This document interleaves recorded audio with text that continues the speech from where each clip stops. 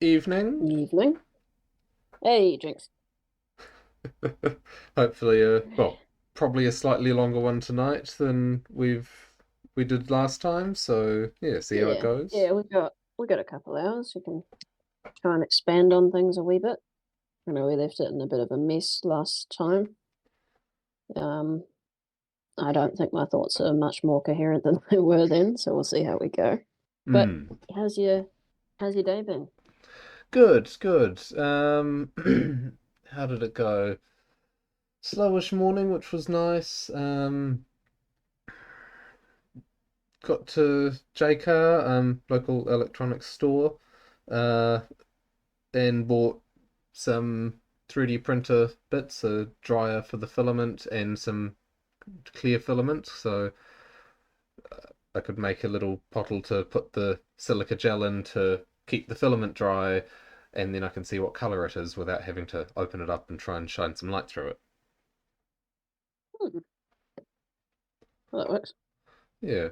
And then did some Aikido, which is good. I need to do the payment for those lessons.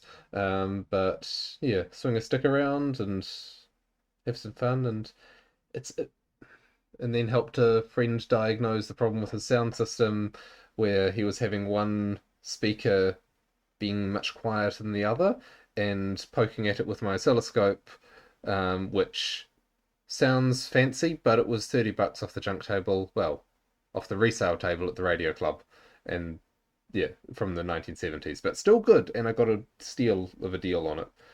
But yeah, lots of chatting with him, and um, he's a very cynical person, but can make Hmm. and take a joke. Cynical with humour is often a good combination. Yeah. But the on the Aikido, the thought that occurred to me as I was talking about it was the meditativeness of moving and trying to get what looks like a simple movement just right. And it's like you get the image of someone training with a sword from some fantasy thing, and it's like they swing and they swing and they swing and they do the same move or the same sequence of moves again and again and again. It's like, oh, what's the point in that? And it's like feeling that from the other side. It's like we didn't do it this time, but one of the standard moves to practice is, in essence, lift the sword up above your head. It's a wooden sword. Step forward and swing it down, which sounds really simple, but it's not. And the subtleties, and it's the mental side, the emotional side, and how you connect into it and feel. Now, how do I put it? Something that many people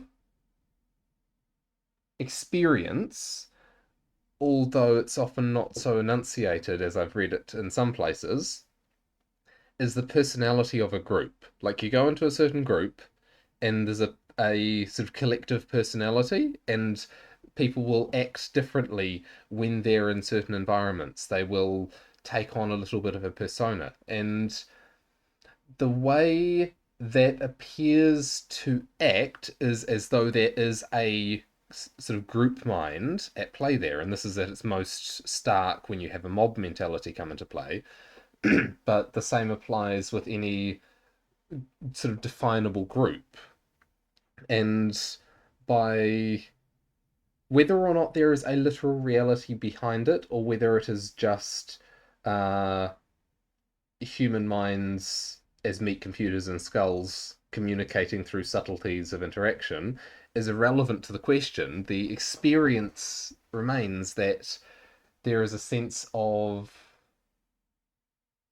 joining into that net personality, and that feeling of linking into that and sort of feeling the it feels like guidance on this is how you do it, or as in it feels right or it doesn't feel right, and like trying a new technique, and it's like, okay, this one you're meant to fall over, and it's like, yeah, that was hard. I had to shove. That wasn't it.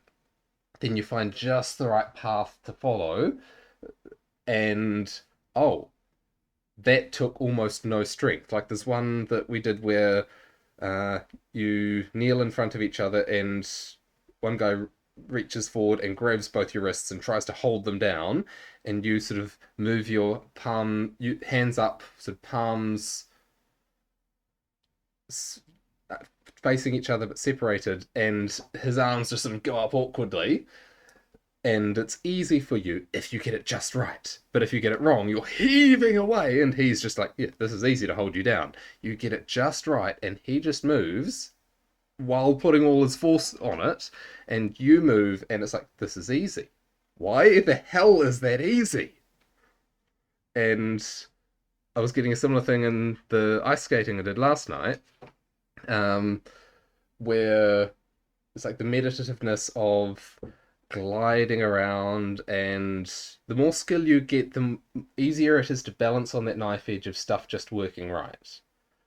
But the moving around, weaving between people, and staying on that literal knife edge of the skate as you balance around, and it's like learning to do a corner where you turn like 40 by around a 45-degree corner on one skate, and because you have to lift one off at a time to push yourself around, but so it's just extending that out as you turn around a corner, and that meditativeness of moving. And I don't know how well I'm conveying that, but yeah, that was something that struck me recently.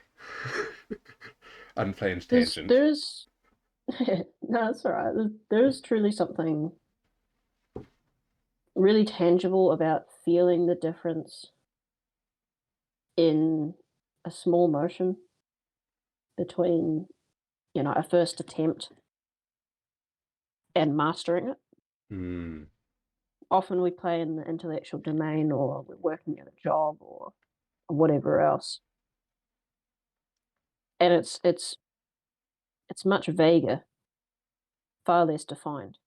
When you have something it's like a small scale model of your life. Whereas if you get the thing just right, you can feel it work, and you're almost practicing that. Whereas in the real world, in larger scale things, it's less satisfying because it takes far longer, and it's far less clear when you've achieved it. But it's that developmental edge but calls meaning to us, I suppose. but it's not the achievement of said goal that gives the positive feedback. It's being on the edge, the developmental zone. Yeah, it's on that edge as you're pushing that edge towards the goal. Mm. As you see that progress, it's like the sense of getting better at ice skating, and yeah, learning to balance on that edge better, and feeling the growth there, and feeling the subtleties of swinging a wooden sword, which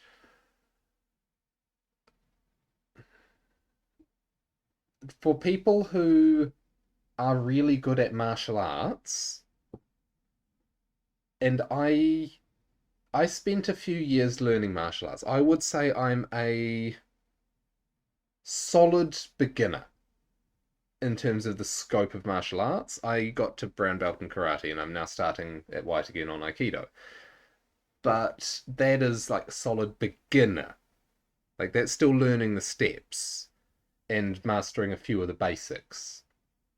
But the people who spend a number of decades mastering something and training, and have the luck to have the right teachers and the right environment and the right attitude, um, those there are after spending a few decades on it, then you can recognize those martial artists who can take you apart without effort. And there are those you, who will play with someone who has decades of training under their belt and national championships. There's always someone better. And that it's like people who've practiced violence in possibly a real setting, but quite possibly not an actual intended harm setting. Like I've only practiced violence in a dojo. I have not been in a fight in my life. But I'm not a very violent person, so I can easily see this point that there's people who will show up all the bravado and say, "I want to. Oh, you want to fight? You want to fight? Well, I'll fight you. I'll fight you." And it's like, no, no. Violence is dangerous. In a, and that sounds obvious, but just a lot of people, it's not. And you need to be able to do it because sometimes you need to. Sometimes, if you can't be that dangerous, then the danger will happen to you. But Mm.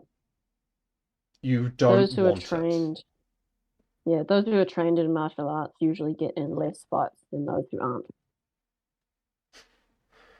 And there's something about having you need an appreciation for it, Hmm.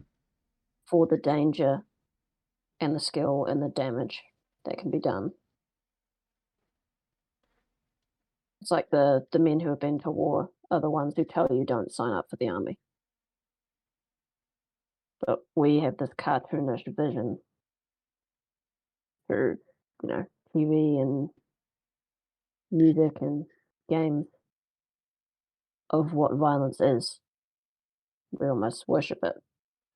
I think there are people who, like, thinking in the Second World War, there were people who wrote in their diary at the time but didn't talk about it much because they knew how it would be seen, who talked about enjoying the war. They enjoyed the thrill, they enjoyed the adventure, they enjoyed the danger to themselves, and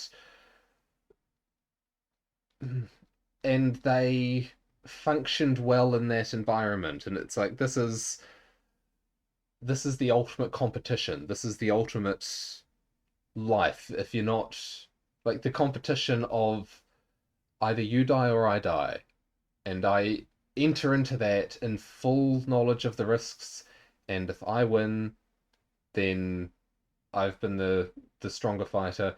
If you win, then well done to you and I'm dead. And there are people for whom that is thrilling and exciting. They are few and far between, but they exist. Maybe,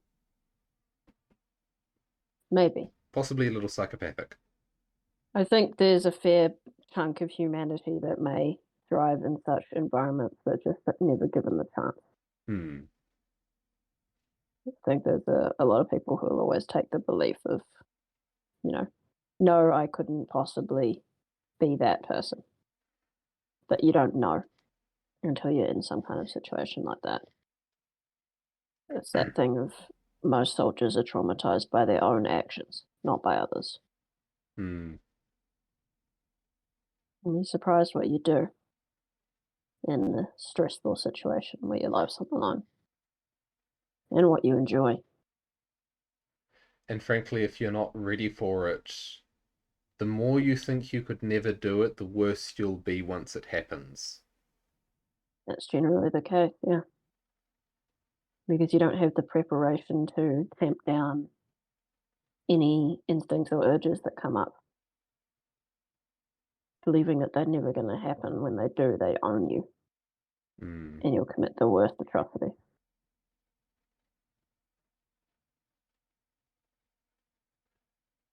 And the people who think they're good, and they'll often do the worst in the name of good. Yeah, Like I was, yeah, that's the classic one, isn't it?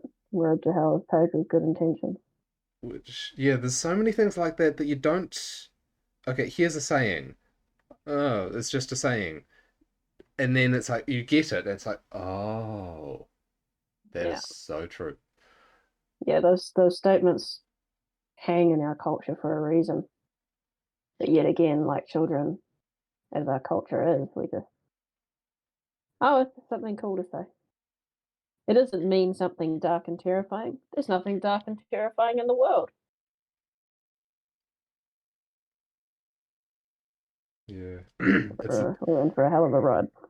I've been thinking of the all the people who shout about hate speech and how it's so terrible while they go and scream at people hatefully. And Yeah, it's like it comes often with yeah. often with the worst racial abuses. I don't know if you've seen that, but the proportion of racial epithets uttered by group and like white liberals is the top of the group. Like they're more actively racist to other minorities than actual racists are because they Hmm. believe they're right and therefore anyone against them is wrong. It comes back to, oh, it's justified now. I can feel good for yelling this horrible, obscene word at this other person. I'm doing it for your own good. Well, there's a shiver down That the white spine. savior complex. Yeah. Oh, I don't remember who it was. It was one of the early US presidents, I think, had a quote about the most terrifying words you'll ever hear is "I'm from the government and I'm here to help." I remember there's something in that of the more you believe you're right, the more dangerous you are. Hmm. Someone who's certain that they're right is someone to be very cautious of. Get very quickly into the ends justify the means territory there. Hmm.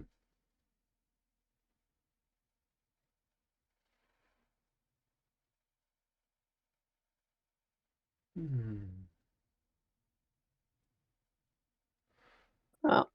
Oh, Do you want to have a turn? I yeah, I feel like I have to address the big meltdown I had on the last show. Yeah, Um, yeah. I don't have an answer. I feel like I was running up against the what is the meaning in life problem and sort of just having a moment, which I get. I do get depressive episodes every now and then, and I don't expect that's ever going to stop. Um, Probably result of traumatic past, and I think my high openness personality really doesn't help with that.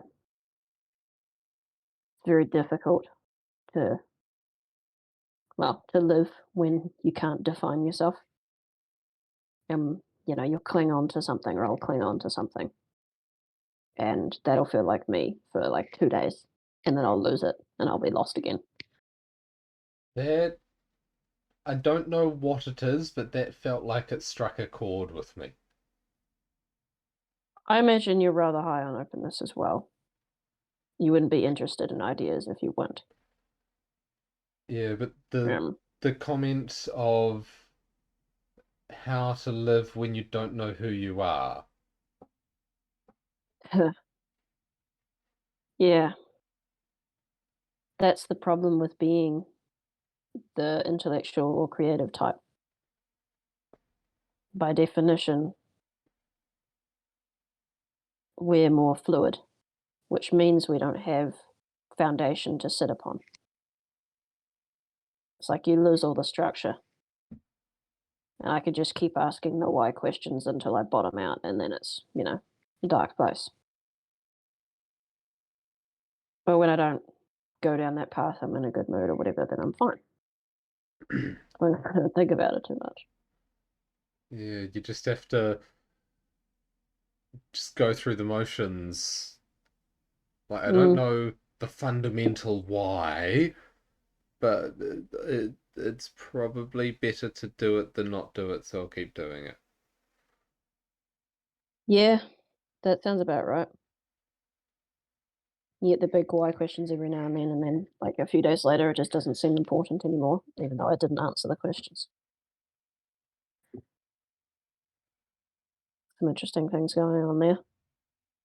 Um, Yeah, so in terms of my life position, which I guess was the whole cause of that, I was concerned about not wanting to just waste away my life. Um, Actually, I'll take a step back. I think that my wife and I have just gone through personality transformation. Hmm. I don't know. I don't think I've ever talked to anyone about this, but I have a theory about personality development in life, that it's not a linear shift. I've found that my life can be very easily broken into chapters, and within said chapter, I'm very similar. And then there's like a changeover point where everything's very chaotic and fluctuating. And then something happened that crystallizes, and then you sort of fall into a new set, and then my personality's different again for, another couple years. Um, Reminds me of the how the scientific establishment changes. You have the old guard, and then there's like new things building up over time, and then there's a big sort of kerfuffle, and then the new evidence overwhelms the old, and you get a shift in leadership effectively. Yeah. So I feel like there's something like that happening within me in the Council of Me style. Um, I don't know if that's a real thing, but that's just self-reporting. I feel like we've just gone through that, the two of us together, and I think that spiritual moment that I referenced in the psychology episode we did was related to that, because I have, in thinking back, had spiritual experiences at each of these changeover points where I've been in contact with uh, something, not sure. Part of me is my assumption, but a part of me that's not bound by time in the way that I am. That's obviously speculation, but that's as good as I've got. And during this whole time, things have been chaotic, and I've been, you know, trying to vision big picture. What do I do with my entire life? Um, and then I had, questions about, okay, is the pursuit of wealth actually meaningful in any way? Is the pursuit of selfless charity actually meaningful in any way? What do I do with my time? Is the pursuit of pleasure meaningful in any way? I already know that one. And I was cascading down these. I remember the end of that episode, I was sort of lost for words because there was like six different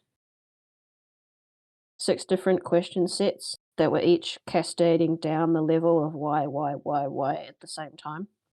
And I didn't know which one to say aloud. If that makes sense. Um, Actually, that's a good point. Um, I never thought about that. Do other people do that? Like, can you do that?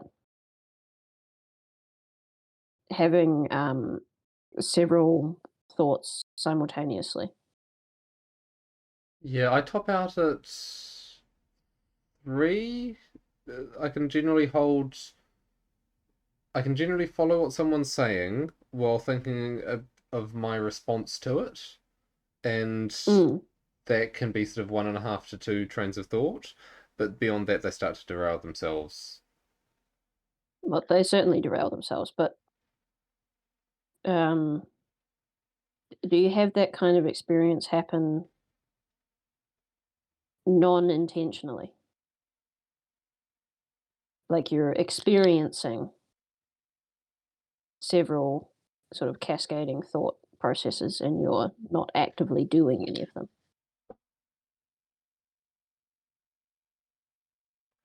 Now we get to answer that properly, we would need to define intention and self. Okay, maybe we should table this one for another time because I've got a lot of things I've been thinking about in terms of thinking about my mind as not me, Yeah. as it's a machine that I have very little control over, If I take that and that I'm perspective sort of for it, mm, then I can. How would I put it?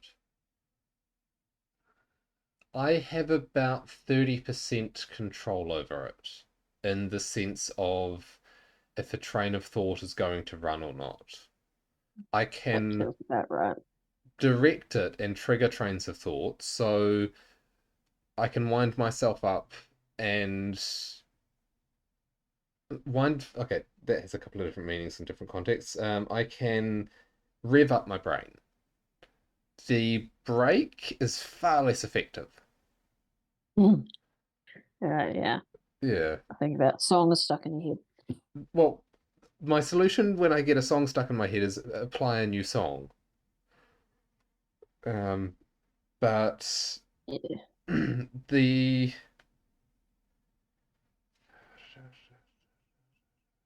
it's like riding a horse. If the horse decides to go, you ain't stopping it. But generally, the horse listens.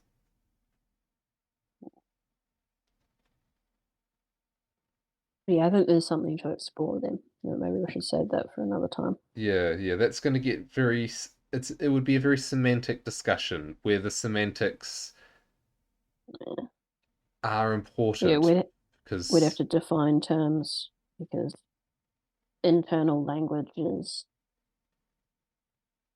almost entirely like self-referential. Is that the right word? No. Only used when thinking about it yourself, because these are the kinds of things that people don't talk about. So therefore, when you talk about it with someone else, the there's a translation layer that needs to be mm, created because it's not like it's a standard language set that we all talk about how our brains are thinking consistently with other people. and it's only about half to varying degrees even accessible to you. Hmm. Yeah, how do you explain that which you can barely understand or not grasp? We have discussions like this where both of us are feeling it out and taking what we each say and thinking that we're reflecting back what we heard, but in that new insights come from somewhere. Mm. I had that same thing at work that I was describing what I was doing, and the boss said, "So you're doing this?"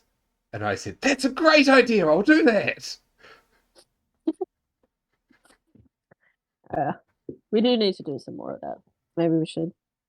We've got this massive list of topics to dive into. Maybe we should pick one for next week. We'll try and wrap up everything that's been follow up for the last wee while. Yeah. So I had my meaning cascade, trying to figure out what to do with my time. I've somewhat solved my problem, Mm. and I've done that by shrinking my time horizon dramatically. My problem was, what do I do for the next 40 years? That was legitimately my question, Mm. um, which is a bad question. I'm not going to be the same person 5 years from now.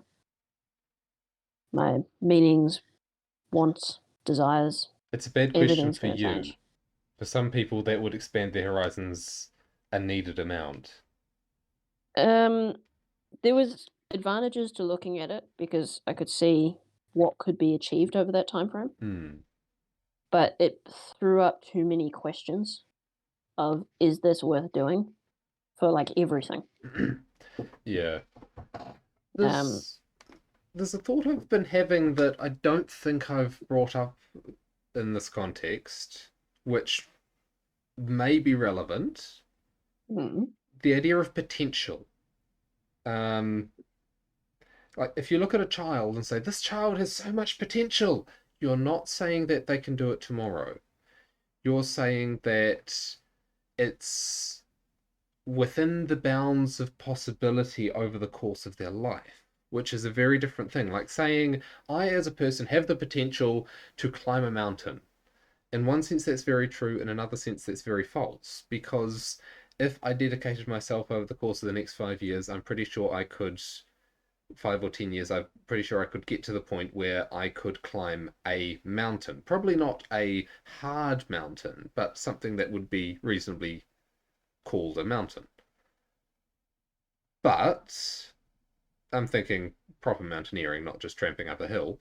But I can't do that now.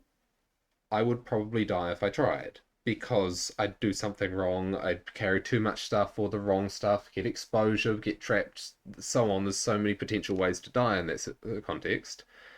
I don't have that potential now. And but you were talking about 4 years out. That's the long term potential of somewhere you could get to. But there's the present potential of what you could do now and what you could do tomorrow. And if you're thinking, if you look around yourself and think, I'm so terrible because I can't do all these things that I should be able to do, or I just can't bring myself to do these things I think I should, then that's looking at the long-term potential that yes, you could get yourself to the state of doing those things, but the fact that you haven't means there's something else that's in here that hasn't been counted. And if you can approach just in general, talking to anyone, if you could approach it as okay, here is where I am. I'm not quite sure what that means, but I can't do everything. And I can't bring myself to do all the things I think I could. So I'll include that in it, that I can't bring myself to tidy this house to the point where I think it could get. Okay, where can you get? Can you do the dishes? Good. Okay, can you do a little bit more? Oh, the washing needs doing. Okay, I can manage that. And then what could I do? Just take some time and sit back. What could I do to make this a bit better? A bit better. And that incremental, you're not aiming for the moon. Although for some people, aiming for the moon is the thing that works for them. Great. But just aim for, like, before the show started, before we started chatting, I was working on cable management in the sense of I've got a mess of power cables to power two laptops, a screen, a soldering iron, a 3D printer, a radio power supply, a dehumidifier. I think that's everything. And it was getting a bit messy. So I bought a longer power board and I'm trying to rearrange stuff and make it a bit tidier so I have room to move through a space. And I'll apply the same on the desk where it's a similar mess of speakers, webcam, mouse, and various other wires scattered around. There's a hard drive in there. But all of this is then buried under other stuff. And Ugh. there's some bits of rosewood that I picked up that I started carving. There's some batteries that I should put somewhere. Yeah, we have different organizational styles. Yeah, My I physically couldn't stand that. yeah, my It would brain is make as me messy angry. as my desk and my desktop or my browser. But Yeah, my brain's messy enough. I need a clean environment to feel comfortable. yeah, yeah. But we are each where we are, and you got to start from there because it's the only place you can. Does that have a similar content to what you were thinking about with looking in the short term versus 4 years out? It's good. It's a good add-on framing for what's going on. Um, hmm. we sort of made the decision. Okay. I don't know what's made the decision, but our personalities have changed. My wife has become unbelievably productive overnight, like literally overnight, and I don't really know what happened. Hmm. Um, it's been amazing, and she's never been happier, and neither have I. And I feel like I've had a big reframing in my head. The language I'm using about this is vague on purpose because I'm still trying to figure out the me versus mind thing. So I don't know how much of it is, I have changed how I think about a thing, or how much my mind has changed. I didn't really have anything to do with it, but we'll put that aside. It's really confusing.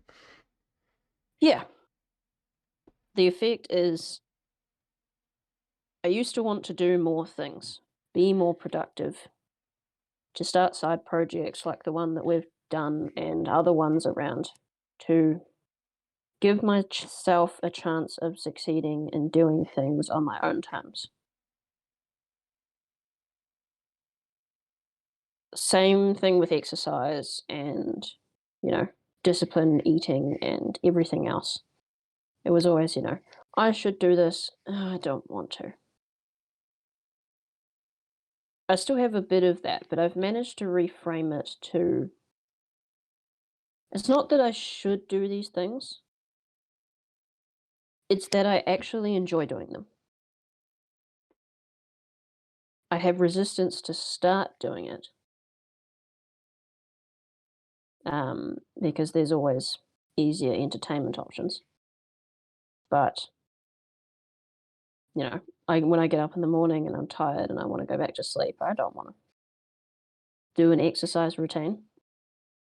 But, 2 minutes into doing it, I feel amazing and I'm really happy. And I do every time. I got to stop telling myself, and I have been stopped telling myself, saying, yeah, that's hard, but you should do it. And so, no, I enjoy this. Same with the show. I wasn't feeling too hot and I didn't really want to do it, but sat down to do it anyway. And now I feel good because there's meaning in these things. The resistance in your mind to, I don't want to do this because I'm being a bit lazy. For some reason, whatever that part of your brain is, if it wants to do a thing, you shouldn't do that thing. And if it doesn't want to do a thing, you should do that thing. I don't know what that part of the brain is. It's a very helpful guide, but it's just in the wrong way, which is really annoying. Um, I feel like I've This solved a lot of the. Oh no, yeah. this just sounds very familiar from things I read about willpower training, not in the sense of uh, the way it may have been applied in the military, although they've certainly used it, or someone who's like, I'm gonna train my will, so I'm going to go and jump in an ice river and roar at the sky and whatever, and I'm gonna be strong. It's like, no, no, no, no, no. Training the will in this sense is best as I've been able to tease it out is like we were talking about the self and the mind being different, or at least not the same. And the idea, it comes from the idea that the mind can be trained. And in my conception of the mind, because it's a convenient metaphor for me, it's like a computer program or like an operating system with a bunch of different programs in it. And it's there are some layers, some elements of its structure which are somewhat innate. They come from, you could say, biology. Things like avoiding unnecessary effort, seems like a reasonably uh, good adaptive strategy. Like if food's short, wasting energy is a bad idea. If you've got plenty of food, it's still worthwhile spending those calories wisely and spending that potential effort. And frankly, if you fritter it all away, by the time comes to do anything that you actually need to do, then you've got none left. And so there are, of course, people that buck those trends because variation and um, genetic variation being an investment in different strategies. But the idea of not doing something being better than doing something, like if you think of all the potential things you could do, the answer as to whether you should do it, for most of them, the vast majority is no. Don't do most of the things, do one of the things. And so there being a conservative bias to not do the thing makes sense. Yeah. But High dopamine reward for low caloric expense. yeah, yeah. And so being careful with your expenditure.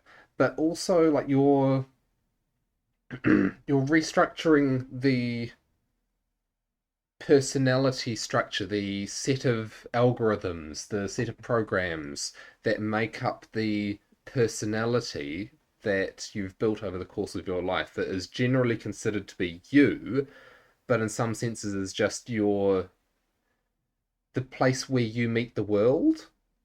It's the interface between you and the world. It's not you or the world, but it's what you see of the world and it's what the world sees of you. I hadn't thought of that as going both Mm. ways, but it does, kind of. Yeah. Yeah, it's the lens. The Yeah, persona not only shapes how people see you, but how you see other people or yeah, existence. yeah. And so the It's our willpower. interface. Mm, yeah, Sorry, I'm just thinking computer language metaphor.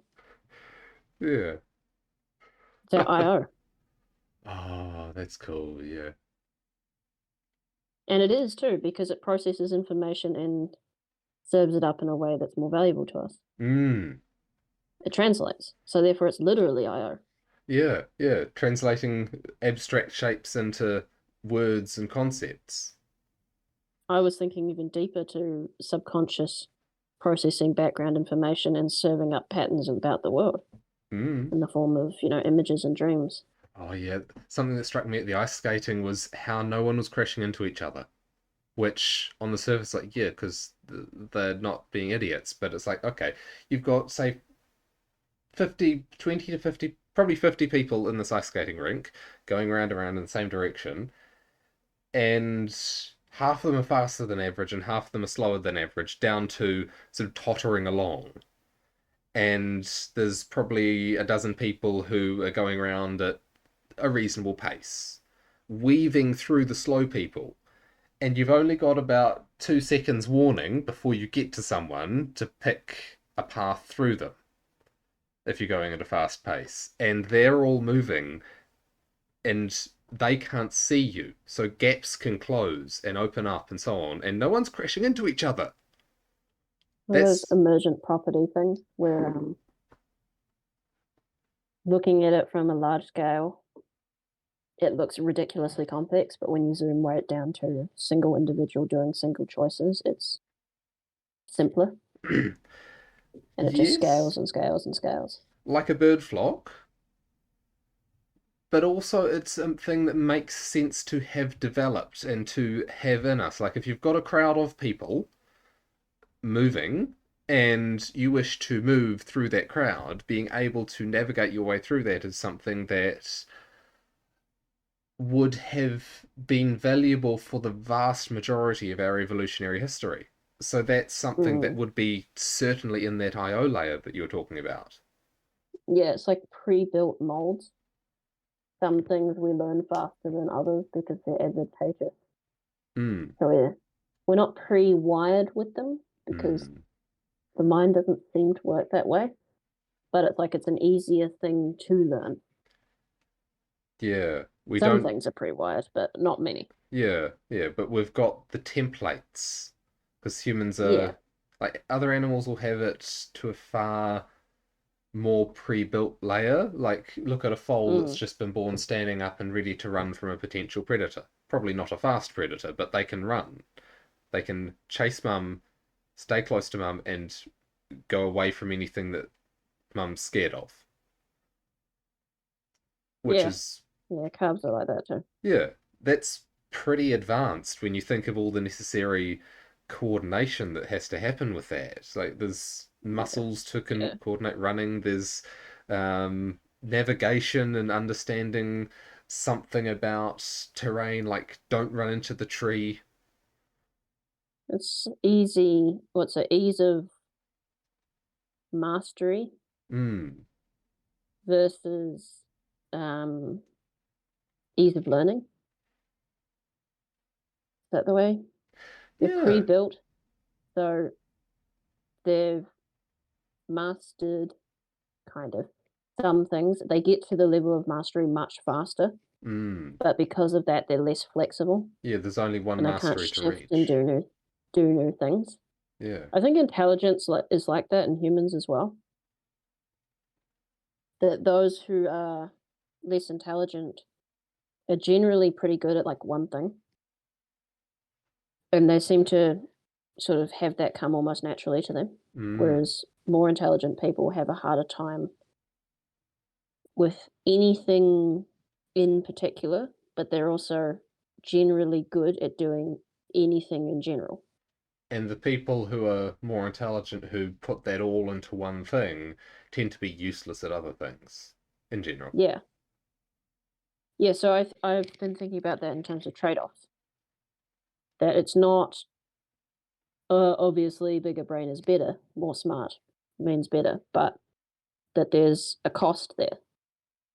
And the Mm. cost is your mind is less structured.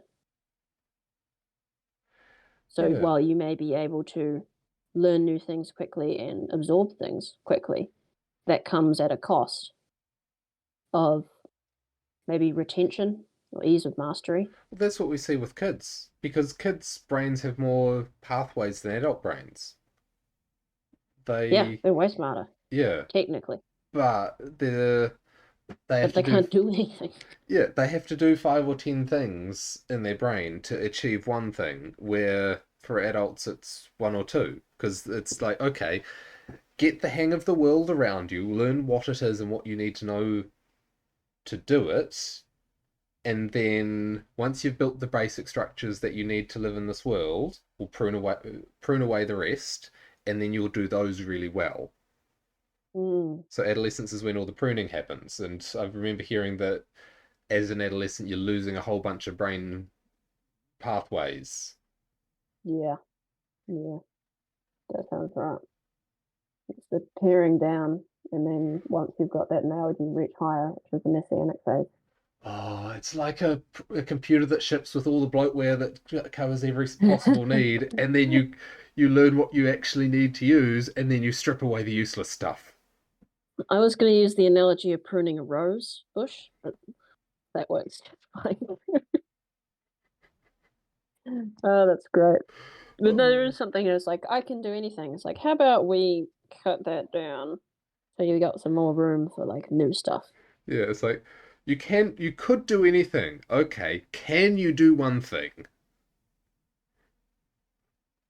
It'd be interesting to look at how the mind stores and processes information and condenses it into automated circuits for system one to use, varied by intelligence level in people. That'd be an amazing study. Anyway, I Hmm. feel like we're getting a little.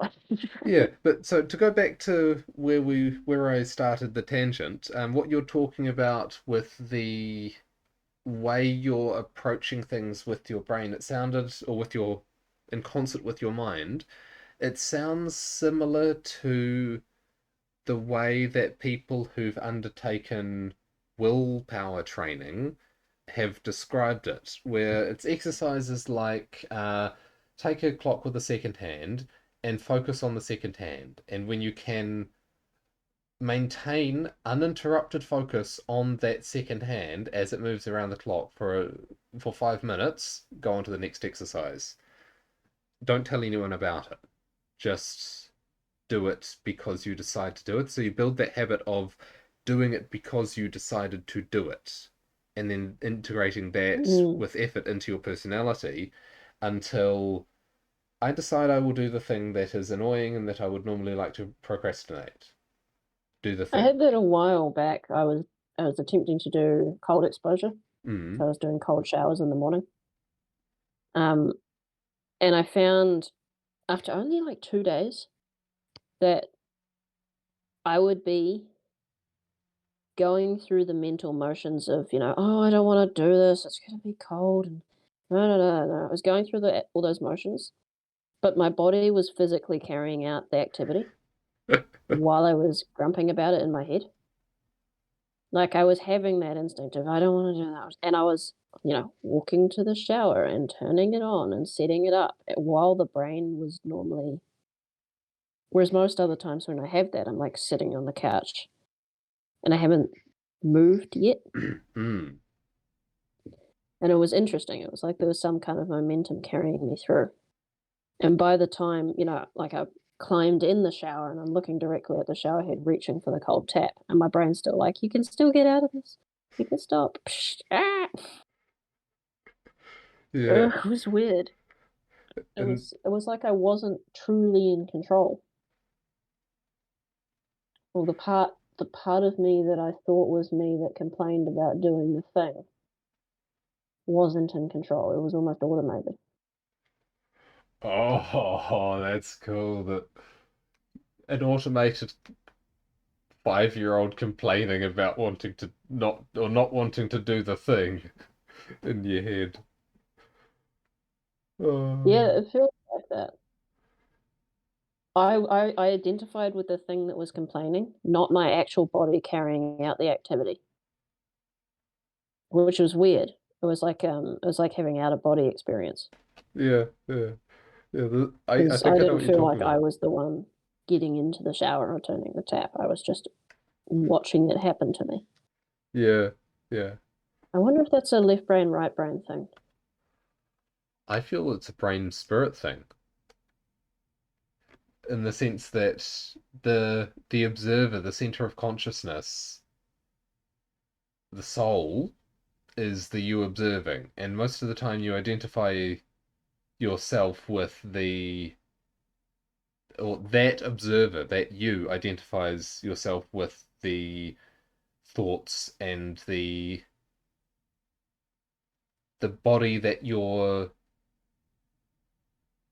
driving. Like if you're driving a car, or a digger's probably a better example because Mm, it's more articulated. You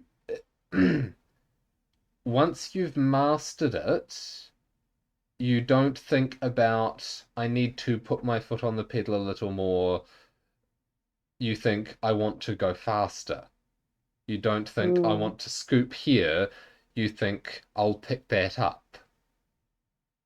It brings an interesting question because you're right. And thinking back to that moment, it felt like there was three layers of separation. There was me who was sort of experience everything. There was the middle bit that was grumping and thinking, and then there was the body that was physically acting it out. And that one felt so far away, but at least the voice felt closer. Oh But God. which one is the one who's initiating action? It's the mental, the astral, the etheric, and the physical. There's the Well, I only mental. described three levels, but Well, the one was the interface. So, the mental, spirit, mind, and body. spirit, mind, energy, and body as the receiver interface between mind and body. Oh, okay. I imagine that one's not most often experienced. Or it's normally assigned to the physical. Like, Mm. the fact that acupuncture gets ACC funding indicates it works. Right? If it didn't work and give good results, it wouldn't get ACC funding. And uh, I keep getting an instinct to go and do that, which worries me. maybe you should. But Yeah. so in philosophy, there are many attacks at the mind-body problem where we have mind and we have body, and these two are obviously different in kind, right? You can pick up something with your hand, but you can't think a thought with your hand, and you can think with your mind, but you can't think with your hand. And it's like these are obviously different things. And many philosophical approaches to trying to work that out have tried to do it by making one not exist. Where Hmm. they say that the mind is just an emergent property of the meat computer in your skull, Yeah, I don't or like that theory. that the physical world is an illusion and all that exists is mind. And like you can't prove philosophically that other people exist or that your body exists. So I Mm. think therefore I am. You know you exist because you think, but you can't prove anything beyond that. So it's like they tend to deal with the incompatibility of these two things by saying that one of them doesn't exist. But if you add a layer between them, an interface layer, where the mind can affect and be affected by, to use the Eastern, the is it Chinese or Japanese? I forget. Word chi. I think chi. Yeah, I think it's basically the same word, just subtle pronunciation differences between the two. But the chi is what the mind can affect, and what the physical body can affect, and both of them can be affected by it. And each level has a level of consciousness. Like the brain obviously does processing, like a reflex where they hit your knee with a hammer and your leg swings out. That's obviously happening in the body, and it happens in the spinal cord instead of the brain. And like if you're, I've heard that people who learn to walk on ice because of the rapid, subtle micro adjustments to the feet that are necessary to keep you balanced by walking on such a delicate surface. Your legs get sore despite you not being aware of making all those adjustments because they're actually the calculations, for want of a better term, for that are happening in the spinal cord, not the brain. And there's obviously processing that happens in the brain. Like visual processing happens in certain areas, and they can track all that in brain scans. But does awareness happen there? Does Yeah, that's memory what I happen was I there? was gonna say.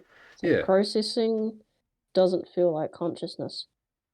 I'm getting way off the deep end, but my question pops up of, okay, in this mind body problem analogy of picking up a thing, Hmm. who picked up the thing? That's my question. Is like, who is the agent here?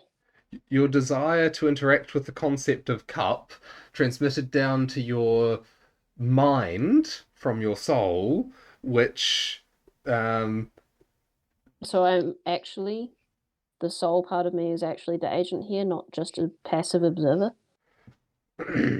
um, okay, let's draw a line around your physical body. That's the you that Okay. most people see. Then there's another line within that. That's I think the we should stop here. yeah. It's I'm pushing you a bit because it's hmm, yeah. the I think we language. should pause that one and come back to Yeah, it. the language we usually use is insufficient to the conversation.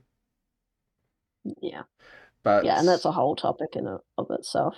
yeah, your experience of feeling like there was your physical body doing the thing that you'd taught it to do, your mind sitting there complaining about it, and you sitting there watching them both. Mm. I Yeah. feel like that's what has happened to me with this whole meaning crisis I've just had. Hmm. That I was in this personality shift period, which I've had before things crystallized. And it felt like I was just sort of going through the motions of it. That my mind was processing these things, my body was acting out stress in a bunch of ways, and I didn't have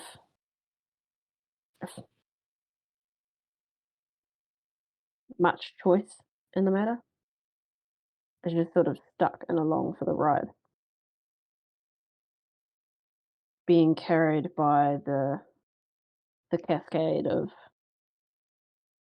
reason trying to solve this problem. Mm. Um, and my problem is that I gave my mind a problem that was too big for it to solve quickly, so it just whirred away on it for 2 days, like I gave it a recursive loop or something, and it just kept spitting up errors and getting upset at me. Oh, that's a beautiful image. I love that analogy. I think I'm going to use that more. It's like, yeah, I gave it a program that is well beyond its capacity in terms of, compile time or whatever, and it was just whirring away, getting hot and throwing RAM errors and slowing down everything else and kicking emotions up. However the analogy you want to run, but at the end of it, I've come out. I feel good now. I feel better. I'm just tired. But things do feel different. I'm able to enjoy recreation again. I identified some of the problems that I have with some specific forms of recreation. And part of the solution is to reduce the amount of recreation, but also increase the quality. I'm going to do some side projects here and there. I need to do something with my free time. Um, but the big answer that I think I've finally figured out is I need to start focusing more on my kids. I need some long term project meaning that's not based around me because, truth be told, I don't really care about me. But it can't be based around, you know, doing objective good in the world either, because I'll fall off the deep end too quickly with that. And I have before. And mm, I think I might be ever so slightly psychopathic because there's a large part of me that just doesn't care about the rest of the world. Um, I don't think I've particularly grappled with that part of me too much. I think I've been sort of, you know, let's just leave that not looked at in the corner. And saying that out loud means I'm going to have to explore it at some point. Oh well. That um, touches on something that crossed my mind recently. If you'd like to go into it slightly. We could have a quick dip. Yeah. Yeah. Um, oh, what crossed my mind was the need to be able to be cold. Mm. That there is worth and there is definite value in being warm and kind and caring and empathetic. And most of the time, that is the right way to handle things. But there are times when it can be better to recognize that in this time, emotion will not help me. It'll hinder you. Yeah, it will. Now is not the time for feeling.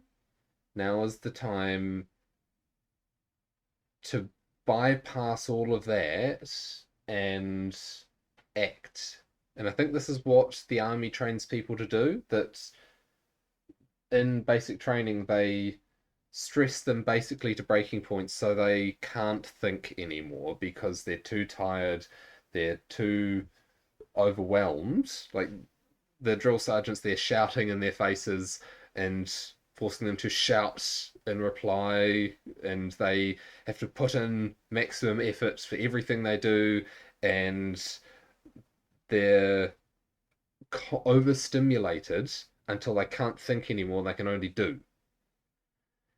And then you can get past that and remaster the thinking while you do the doing. And then you can get competent soldiers who will, in a complex and stressful environment, see, process, and act when feeling would get Mm. them killed. So It's it's, it's it's like problem solving mode is the way that I've thought about it before. yeah. My wife used to give me shit for this because I would do it at I don't know. Women often do this where they go, "Well, why can't you? You know, you should be more emotional in this moment." But there's a thing that you can switch on. By the sounds of what you're describing, it's can be triggered through trauma, effectively, Hmm. which is an interesting question. But I've definitely done it a fair few times in my life where, like, all emotions off. All that matters right now is solving this problem. Hmm. It's fix the thing, process, action. Concern, feelings, irrelevant. Yeah. The I wonder what welfare. the distribution like that on that is. Which distribution? People who can do it.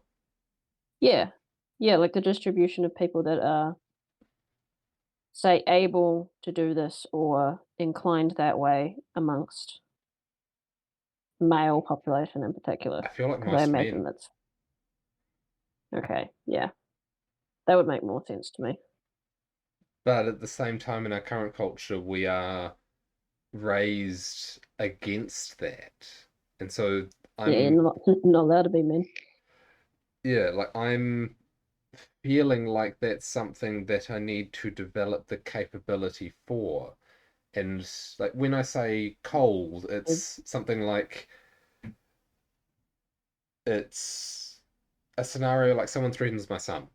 And it's like I can't waste time feeling upset because Mm, there's a threat, and then the cold that's needs to come that's what it then. is. I don't like the word cold for this Hmm. because it's I don't know, it's like the emotions were never even processed in the first place. There's Hmm. something about cold feels like, no, I'm purposefully shutting it off so I can do a bad thing. But this feels different. It's whatever scenario I'm in, the emotion processing part of the brain, or even the emotion generating part of the brain, is just cut off completely. Purely logical problem solving person. And cold doesn't work because part of the problem solving set you can have is I care about this person, therefore I need to look after them and still be in that mode. Hmm. So, your description of protecting your son, for example, the objective is still protecting someone you care about. Even though in that moment you don't feel that because the feeling is shut off, cold feels different. When you call someone cold, it's like they Hmm. don't have attachment at all.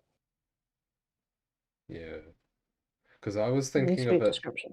as a threat response, where Mm, if someone threatened my son, then it's the rather than get angry, the anger sort of burns into I must stop you being a I will stop your threat. Or the slightly less no, the slightly less dangerous application of it is because I'm a naturally more agreeable person than you, so how to deal with potential strong personal disagreements with someone so that I know that I can say something that someone might disagree with. And I was thinking about this in the context of wanting to be able to say, this is what I think, nice lady who I am thinking of dating. What do you think? Ah, you disagree strongly with me and think I am a misogynistic racist because I hold an opinion that differs to yours. Ah, good to know, thank you very much. Without being hurt by it. Hmm. I wonder, I don't know how controllable the state is. I assume it must be. Mm, I think my best personal example of the state is like first aid response.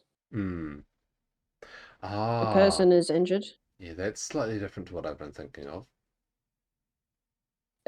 Yeah, I've had a few moments that's perfect representation of this. It's like a person has been injured. Dotting over them is not help. Mm, It's problem solve mode. It's like, right, what do I need to get right now, this second, no delay, to fix this, mm. to help them? Yeah, That's yeah, the best example I can get. And emotions are sort of irrelevant. It's there is this thing that needs to be solved right now, no questions asked, and any second I spend delaying is, you know, dangerous in some way. yeah. I think I was conflating a few things that shouldn't be. Like the cold one, I was thinking of as not hiding from a threat, or that the sensitivity to others' aggression is shut off for the sake of dealing with a physical or emotional threat, given my sensitivity to others' Mm, feelings toward me. But you're I have a right, this. dangerous thing to throw in the mix here. Hmm. This mode can use emotion by choice. In thinking through it, I Hmm. can see how, when in this state, if emotion needs to be expressed, it can be very well mimicked. And in my mind, it's feeling like this might be the psychopath state. That's what I was thinking, yeah. Like it's a switch we can switch on and off. And perhaps psychopaths just don't know that they can switch it off. Or don't have an off switch. Yeah. Or don't want to. Hmm. Because you can But entirely there's imagine if a child stumbles across this and has a proclivity for it and find, oh, it's a this very works better. powerful mode of thinking. I can see how it'd be advantageous Hmm. for a young person to be like, wow, I'll just use this. I never feel guilty about anything and I can manipulate my parents all day long. Hmm. Great. I think And you'd then over time to have that become norm and habit. Yeah. I think you'd need a proclivity for it to settle into that state as a child, because uh, children's emotions are very strong and uncontrolled anyway. But if you have a proclivity for it as a child, then once you get to adult, it's likely to settle into being the Mm. dominant mode unless you, I don't know. Hmm. Yeah, I've worried I've been a bit too much in that way before. On the emotion thing before, I think a good example is I recall a breakup scenario I had Hmm. where my brain switched into the problem solving mode, perhaps to avoid the pain or whatever else, and I was able to use that to stop the breakup falling apart through expressing many different emotions at the right times, and I felt none of them. Hmm. So there's two sides to this coin of can be very effective to helping saving people's lives in emergency scenarios. Also very good at manipulating other people. Hmm. And that sounds exactly like what psychopaths are.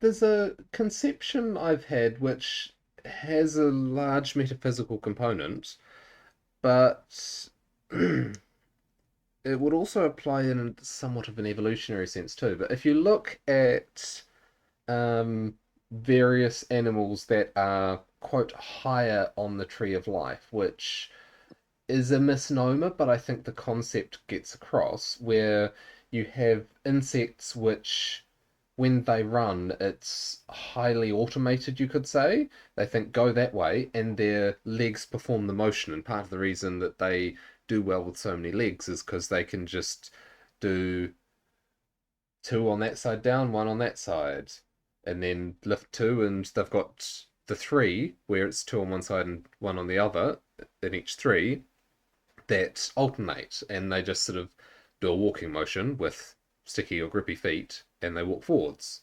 And when it hits the ground, it grips, and so they don't really need to process walking, and possibly a little bit more when you're climbing, but it's not like a rock climber, a human rock climber, where you're assessing each hold individually and choosing the right grip method. It's here are my grippy feet that I throw at the wall and climb up the wall. Um, Whereas you see animals like, well, mammals, using their bodies more adaptively and being able to assess things for how to use their bodies to achieve a goal, but at the same time, that with four legs, the necessary thought that goes into walking is still less than two.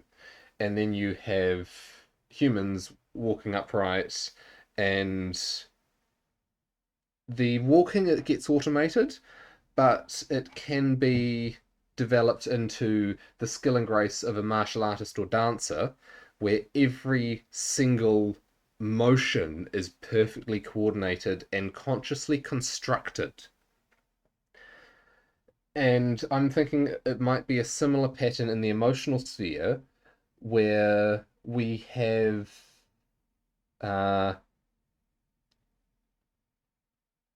various animals that obviously have emotional lives, grieve over lost children, or dogs who love their humans.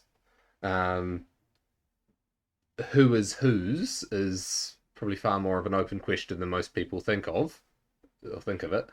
But there is a definite emotional life there, and I'm wondering if the psychopath state, as we're calling it, is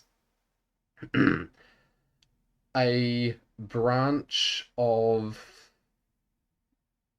developing the similar ability to decide the usage of the emotional layer consciously, where there are people who are entirely swept along by their emotions. Children are the primary example, where they can't decide what emotions they have, and they can't even really decide how to respond to it. They're just caught up in it, and it just happens.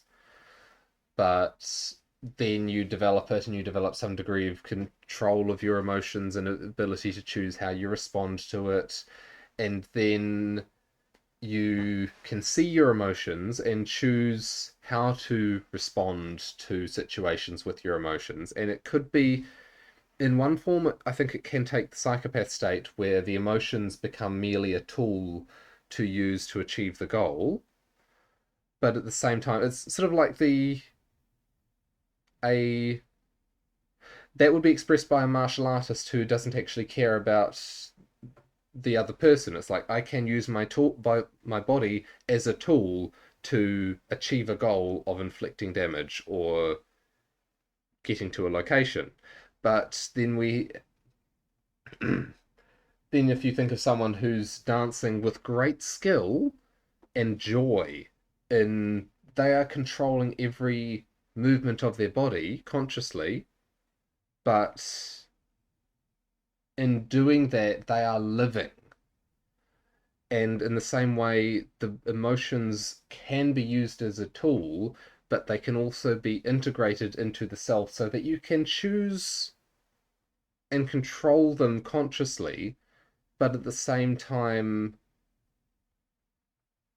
just like going for a run, you can feel joy, you can feel the loss of a loved one, you can live by feeling. Like going for a run or doing exercise is strenuous work, which on the face of it, from one perspective, one would expect to be unpleasant, but many people experience often, and I was talking about it before, the joy that can come from using your body in potentially strenuous environments and or strenuous situations. And that's, I think, related to the joy that can come from feeling. And I know that I've experienced many times a subtle need or desire to feel, even if that's pain, where uh, there is an element of me that wants to feel, even if it's a tragedy, where if something bad is happening, I can at least feel the emotion within me and I feel alive from that. Um, and that by learning to actively, I was going to say use, but that has connotations of, that has negative connotations too. Actively use our bodies like the dancer rather than the martial artist. But then there's joy in martial arts too, and there can be harsh control in dance. It's not as good an analogy as I would like, but the joy of someone grinning as they're panting running up a hill because they feel, and to have your emotions be free to move instead of being constrained and restricted, while at the same time you can choose how they move. So you can say, oh, here is a situation where this person is saying something hurtful to me. Ah, I think I will ignore that and I will just let this hurtful thing go by and wish them good day and carry on. And here is my child who is hurt and I can comfort them. And here is my lover who's worried over something and I can feel their worry and share that pain with them and feel and live and be and exist here and now and present instead of abstractly and not really knowing how to connect. So being able to actively use and control your emotions doesn't have to be a negative thing, but I think the psychopath aspect is a path in the journey towards that. It's like being able to punch but not caress. It's not the complete picture, but it's a part of the toolkit. Like you want to be able to punch someone who's a threat to your child, but you want to be able to caress that child afterwards and give them a hug. Does that make sense? I think so. Hmm.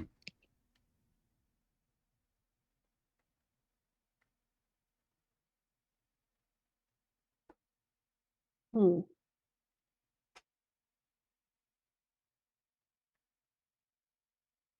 to scroll you on that one.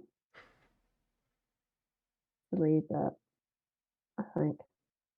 So many questions like this that I feel just haven't been explored enough. And it's very uncomfortable to do it. Are you finding this uncomfortable? No, no, I mean, it would be to do with an average person.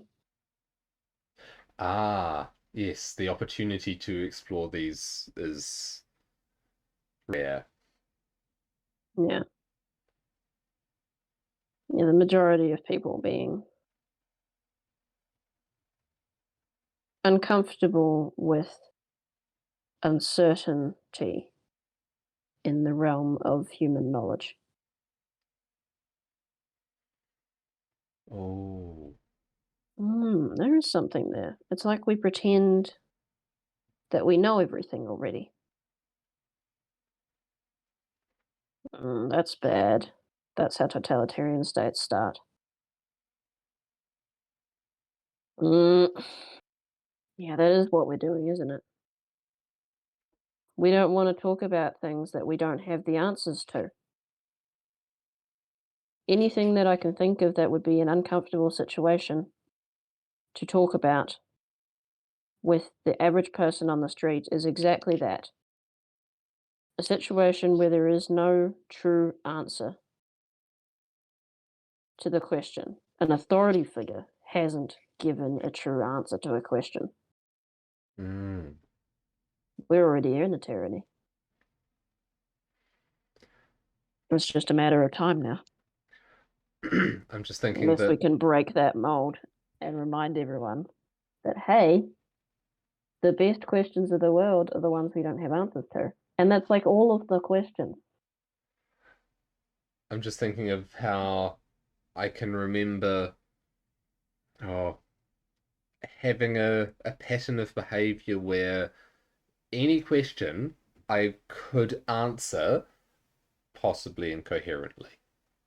But I wouldn't say just I don't know. It would be oh, it's possibly this or probably that, and I'd burble away something which Give a might crack at it. yeah, I'd give a crack at it, and it might be it would probably be relevant, but I didn't want to say I don't know unless I didn't have a choice. And That's I what philosophy is, isn't it? explore it. The act of working through problems and questions that there isn't a set answer to. Mm. And it's a negotiation between the two parties or more engaged in the act of philosophy, I suppose. Two people having a conversation, attempting to get an approximate idea on a thing that there isn't a certain answer for currently, or maybe possibly. And it's the Not a process. science. The It's the science has a clear answer. yeah, but it's the process of that discussion, exactly like what we're doing here. It's the process and the journey that carries the value, not the answer. And that's exactly what we're devoid of in our society. No one wants to have, no one wants to work through any problems themselves. They want to look to an external authority figure to tell them the answers to everything. And if there isn't an answer to that question, then the answer is we don't talk about it.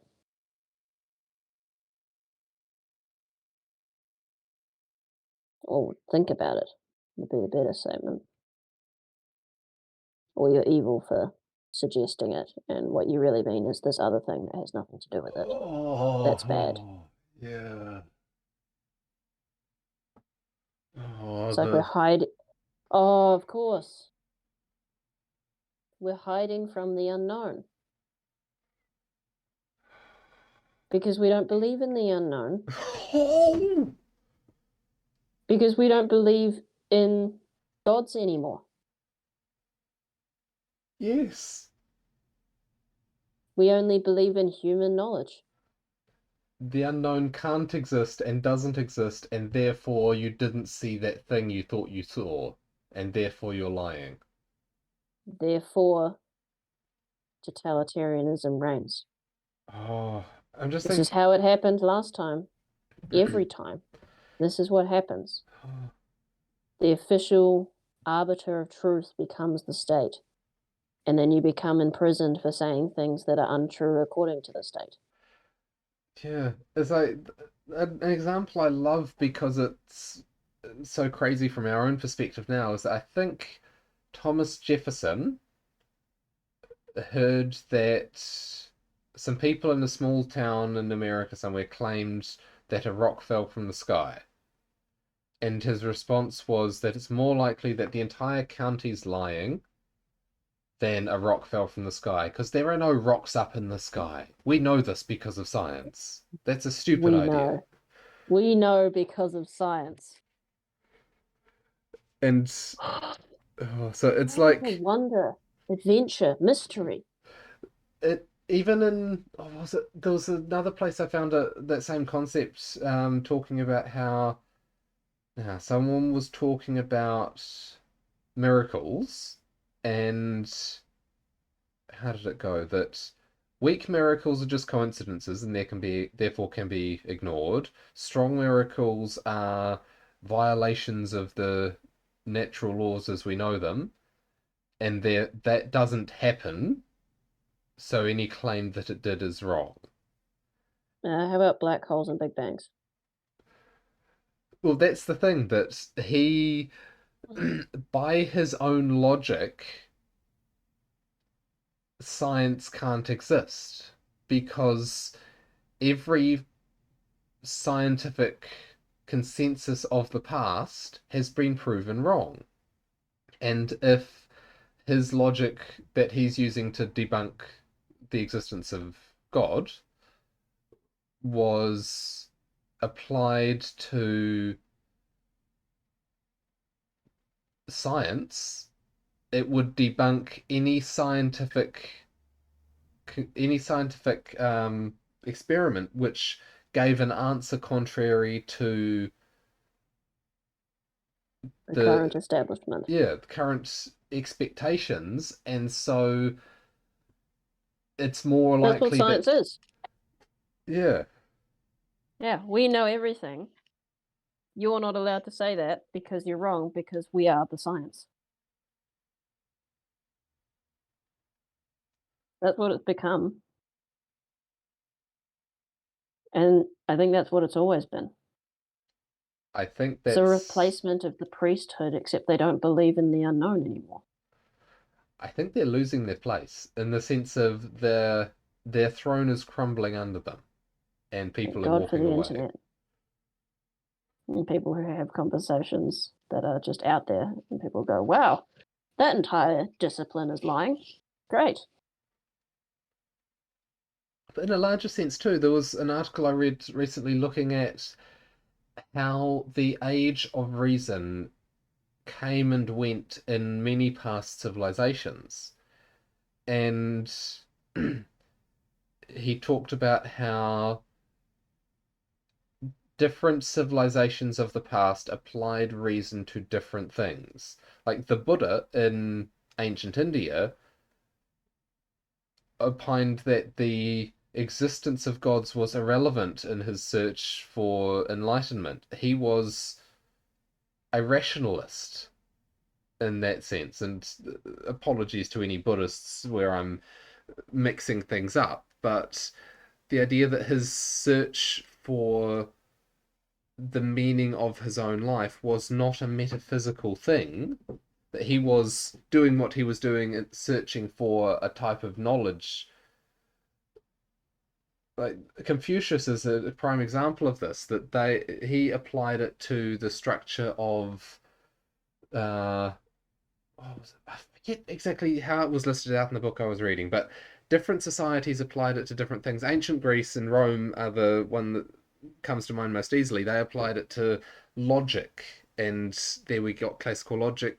But there are things which we now know, thanks to their work, human reason with the tools of logic cannot find. There are questions that it cannot answer. And now, 1,000 years later, that's quite well understood. But now we have science, and the human reason using the tools of science has been promised to find the answers to every question. But just as in ancient Greece, where the same promise was made with classical logic and geometry and so on, the scientific method is falling short in finding the answers to every question. And the questions like how to best manage the economy are some of the most clearly applied and failed ones. It's like, how do you know when an economist is wrong? They opened their mouth. Oh, I just realized my lifelong resistance to religion. Go on. An atheist resists religion because religion says to the atheist, you will not know the answer to every question. You cannot, Mm. and you should not. The religious person says, there are questions that you can't answer. And that's good. And the atheist says, no, all questions can be answers, and I will find them. Mm. Because they don't believe in the unknown. Religion calls you to say, I don't know the answer to this question. I know it's beyond me, But by and pondering I that accept that. question, you can still get somewhere by pondering the question, even knowing you will never Mm. reach it. And with your statement about, let's say, golden ages of reason in previous civilizations and in ours, I think the golden age comes and goes when it's informed by religious beliefs. Because I think about the early universities that were all organized under the theology department, and the flowering of science was, you know, was based upon the idea of God made the universe. And therefore, we should use the tools that we can to understand it as much as we can so we can understand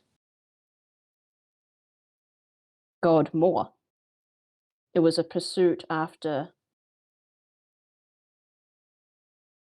spiritual enlightenment through the means of the physical. And the Greeks. Well, It was all informed by their worshipping of the deity that represents the transcendent unknown, things that are beyond humanity forever and sacred, mixed in with the ambition to master what we can know.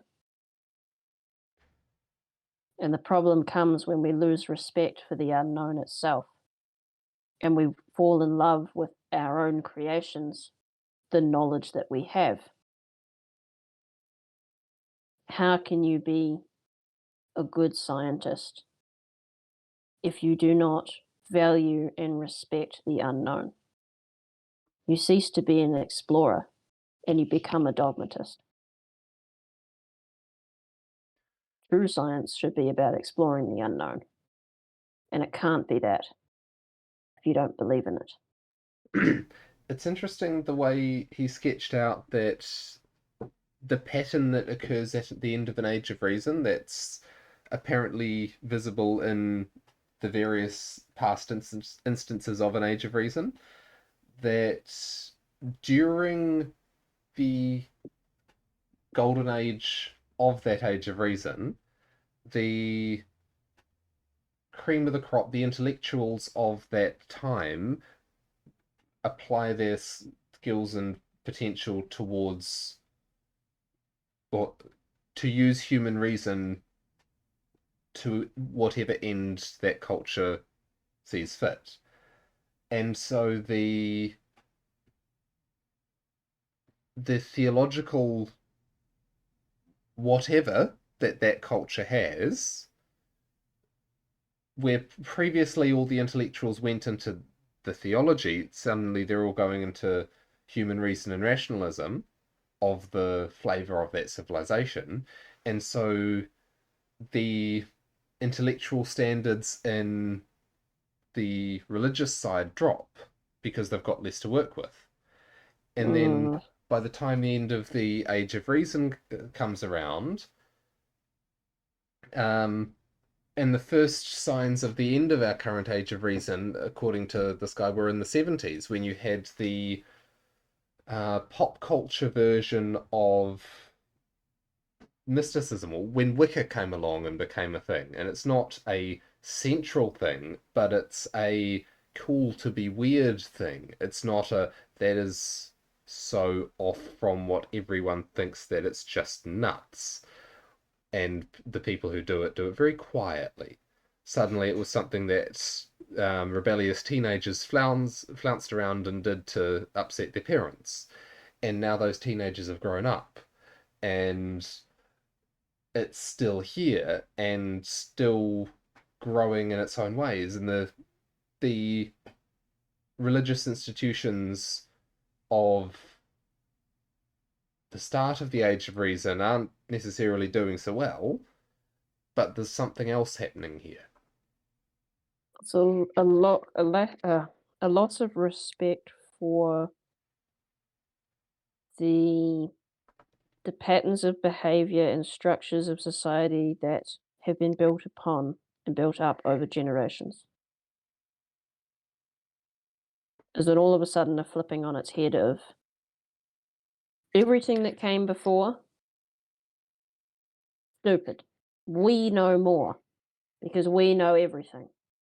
All those ancestors of ours, idiots. A lot of them. They liked, you know, stable families and monogamous heterosexual marriages. Well, we don't even believe in men and women anymore because they were stupid. It's a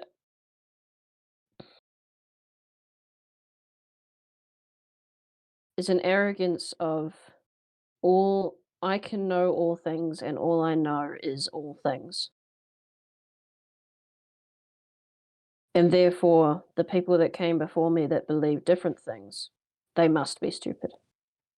The people in the world who believe things differently to me, they must be stupid. And therefore I'm justified in changing the world even when it harms them. Why listen to the other side? They disagree with me, so they must be wrong.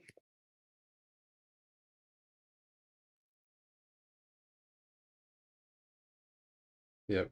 It's a period of breakdown, and it's, as with so many historical events, I think it's so over defined. So it's like the guy who was killed by being shot, stabbed, poisoned, and thrown off a cliff. Which one killed him? It's like he's still dead. It doesn't really matter. It's like, All I can think of is the one thing you learn from history is no one learns from history quote. All it takes is a look to see that, oh, this is how things go wrong every time. hmm, And that's what we're doing right now.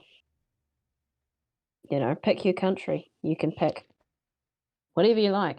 And you can just go back in the history and see, oh, this horrible atrocity. Why did that happen? Ah, what we're doing. Should we change that? No, because we know better than them. They were just evil. They weren't, you know, rationally acting out a set of ideas that they believed and put in place. They did those things because they're bad people. And I'm not a bad person. I'm an angel. So you must, you know, agree with me, the angel, or you are a devil. And I got no problem hurting a devil.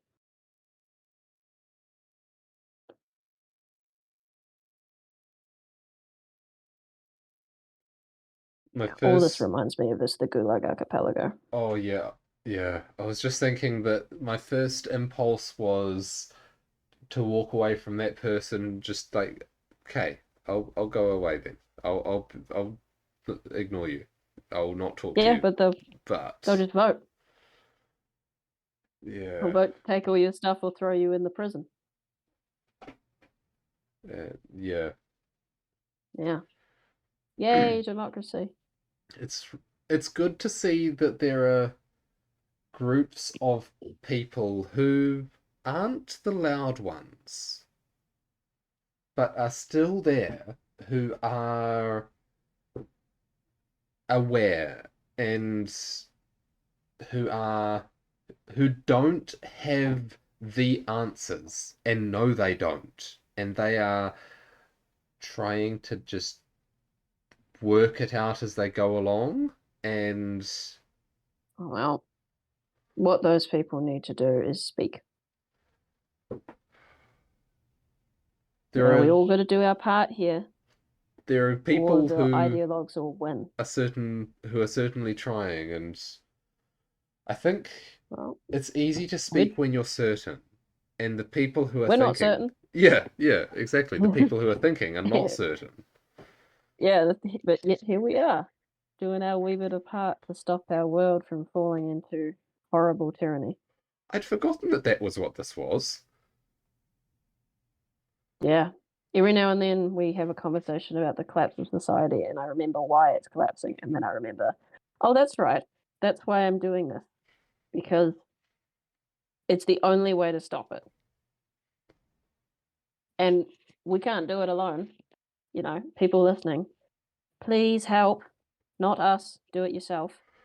Uh, I while we've been talking, I checked up on the Rumble account, and the last two videos both have 8 views. That's the archetype of the artist and monotheism versus polytheism. So we are a wee way ahead in recording, but it's like, oh, this. All of that. You're just gonna date us so much. Someone's gonna be listening to this, 5 years in the future, and there's like, I don't know, 100,000 or whatever views on it, and they're going, fuck, when was this recorded? I feel like I'm listening to these guys from 50 years ago. What's going on? We all got humble beginnings. Yeah, well, I'm sure the dates are all on the videos, so yeah, I it's know, but you don't think about it when you're just listening to a podcast. And then, yeah, like the time's called out and you're like, oh my God. Like I've been listening back to a podcast and people referencing like pandemic travel or whatever. And it's like, wow, you've just forever dated that content that could have been timeless. yeah. The thing that Womp womp. happens at the end of 2023 hasn't happened yet. Hope that's not prophetic. No. I'll never forget the New Year's meme that happened with the World War III thing. Hmm. It was, I'm sure you know that meme. Remind me. It was just a thing that was massively going around at the beginning of, I think, last year after the swell of the pandemic. Hmm. And there was this big meme of like, what's coming this year? World War III. And there was a massive thing about it. And all the YouTubers that review memes or whatever had to show it on their channels and were like, oh, this is a bit weird. I don't know. I hope this is wrong. People were giving dates of when it was going to start and all that. And here we are the next year later, like, you had to fucking make that joke, didn't you? Thank you, Internet, for making that a reality. I just googled New Year World War Three, and there's what's that? One that's 2020, one that's 2021, one that's 2023, one Nostradamus. Yeah, there was a Yeah, big thing that blew up a while back. I'm sure you go to, I don't know, there'll be internet historians or whatever that'll make this. There's a thing that happened on the internet, and let me explain it to you. yeah. You need to do your homework, Michael. I do different homework. Like You Russia. need to do your homework of reading the Gulag Archipelago. Yes, I'm reading A World Full of Gods and half a dozen other books that I'm not spending enough time actually reading to get through. Well, yeah, That's my you problem. prioritize then, I suppose. But Yeah. I know it's been recommended to death.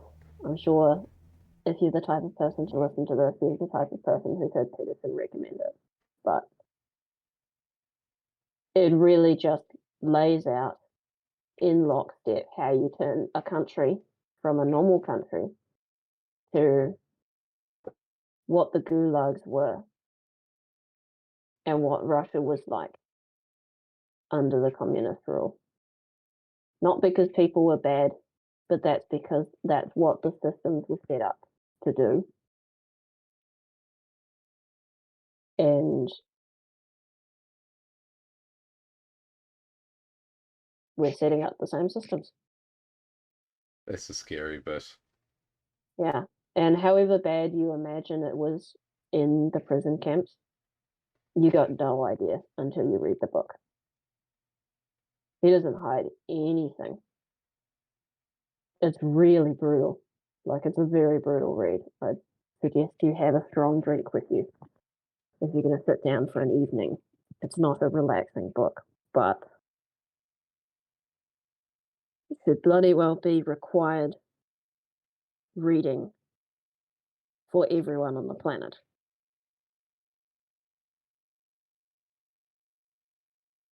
I don't think I could say that about a single other book.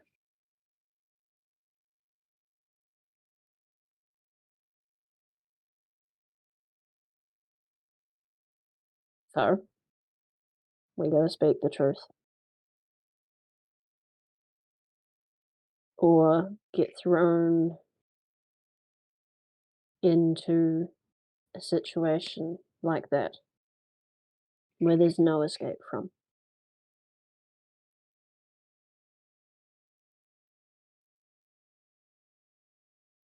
Let's stay in freedom while we can, and hopefully forever.